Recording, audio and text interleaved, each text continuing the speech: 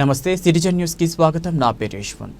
నూతన రేషన్ కార్డును ప్రభుత్వం అమలు చేయడం జరుగుతుందని market committee director Sheikh Munir అన్నారు.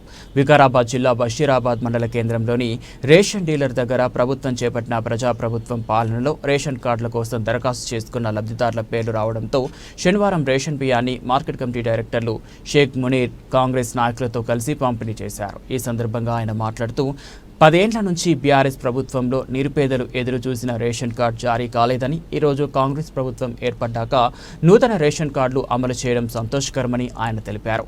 ఈ కార్యక్రమంలో నాయకులు శైలు గౌడ్, పవన్ ఠాకూర్, రేషన్ డీలర్ సునీల్ ప్రసాద్, మాజీ ఎంపీటీసీ నరేష్ చౌహాన్, సిద్ధార్థ, ఖాలిద్, కాంగ్రెస్ పార్టీ నాయకులు తదితరులు పాల్గొన్నారు.